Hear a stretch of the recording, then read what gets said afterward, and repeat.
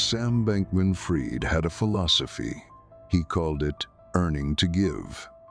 The idea came from the effective altruism movement, a school of thought that argued the most ethical thing a person could do was to maximize the good they caused in the world, calculated as rigorously as possible. And one of the most effective ways to do good, the argument went, was to earn as much money as possible and donate the majority of it to the most impactful causes. Bankman-Fried had taken this idea seriously at MIT. He wore t-shirts and shorts to meetings with senators and regulators. He slept on a beanbag in the office. He spoke publicly about his intention to give away virtually all of his wealth. He said the money was never the point. By 2022, Sam Bankman-Fried was worth an estimated $26 billion. FTX, the cryptocurrency exchange he had co-founded in 2019, was the third largest in the world, valued at $32 billion, with more than 1 million customers. He had donated tens of millions of dollars to political campaigns and pandemic prevention. He had testified before Congress. He had lobbied for crypto regulation. He was the industry's most credible public face. On the 11th of November 2022, FTX filed for bankruptcy. A hole of at least $8 billion had been discovered in the accounts. Customer funds had been transferred to Alameda Research, Bankman-Fried's personal trading firm, and spent on venture investments, real estate, political donations, and executive loans.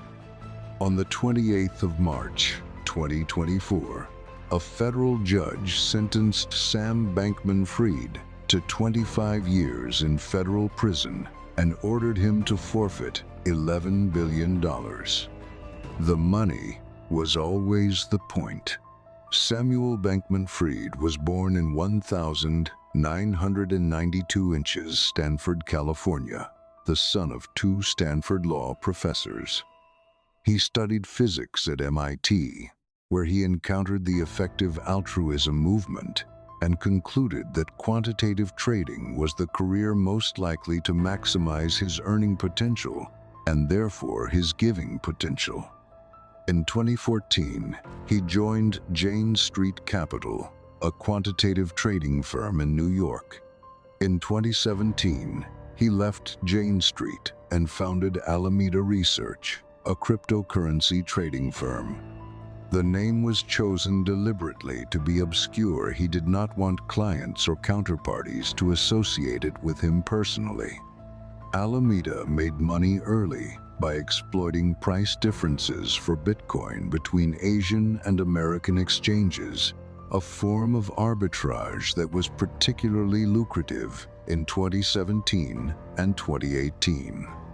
One trade, exploiting a premium on Bitcoin in Japan, generated tens of millions in profit. In May 2019, Bankman-Fried and Gary Wang, a former Google engineer and MIT classmate, founded FTX. The exchange was designed to be more sophisticated than its competitors, offering derivatives and leveraged trading products that institutional and professional traders wanted. It grew rapidly. By October 2021, FTX raised $420 million in a funding round that valued the company at $25 billion. Tom Brady and Gisele Bündchen became celebrity investors and brand ambassadors. The company bought the naming rights to the Miami Heat's arena for $135 million. Larry David appeared in a Super Bowl ad for FTX, playing a skeptic about every innovation in human history. The wheel, democracy, whose skepticism about FTX, the ad implied, would prove equally misguided. Bankman-Fried moved FTX's headquarters to the Bahamas in 2021, partly for regulatory reasons. He lived with 10 other FTX employees in a $30 million penthouse. Among them was Caroline Ellison, his on-again, off-again partner, and the CEO of Alameda Research. He appointed her to lead the trading firm in 2021, partly, he said, because he trusted her judgment.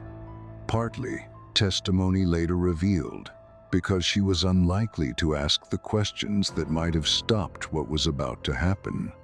From the outside, FTX looked like the most legitimate, most regulated, most responsible player in the crypto space.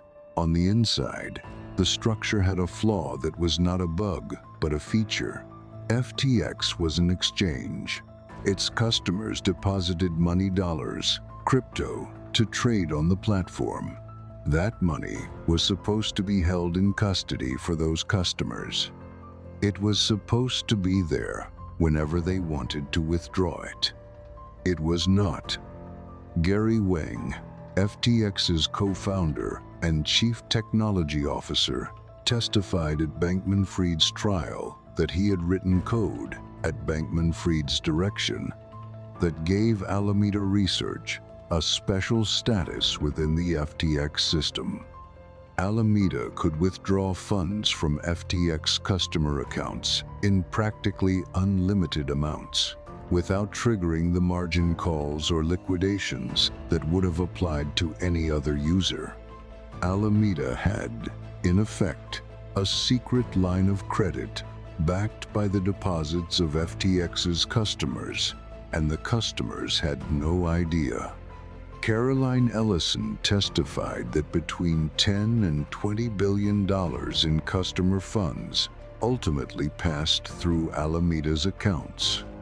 The money was used for a range of purposes: to fund Alameda's trading positions, to make venture capital investments in other crypto companies, to purchase real estate in the Bahamas, to make political donations, approximately $100 million to U.S. political campaigns from both parties, and to pay loans to executives, including $2.2 billion to Bankman-Fried himself. When lenders began recalling loans to Alameda in June 2022, after a broader crypto market downturn reduced the value of Alameda's assets, Bankman-Fried directed Ellison to use more customer funds to repay the lenders. Ellison later testified, "He directed me to commit these crimes, to manage the scrutiny of external lenders who might have become suspicious about Alameda's financial position." Bankman-Fried directed Ellison to prepare 7 different versions of Alameda's balance sheet, alternative presentations of the company's finances, each showing a different picture of its assets and liabilities. The version sent to lenders was the one that did not include the billions in customer money that Alameda was borrowing from FTX. 7 balance sheets, 1 real, 6 to choose from, depending on who was asking. On the 2nd of November 2022, the crypto news website CoinDesk published a leaked balance sheet from Alameda Research. The document showed that a significant portion of Alameda's $14.6 billion in assets consisted of FTT, the exchange token issued by FTX itself. FTT was a token whose value was, in large part, supported by FTX. Alameda holding most of its assets in FTT meant that Alameda's balance sheet was, in effect, backed by FTX's own token. The implications were immediately understood by anyone who had followed similar structures in the crypto space. If FTT lost value, Alameda's collateral would deteriorate. If Alameda was in trouble, FTX might be too.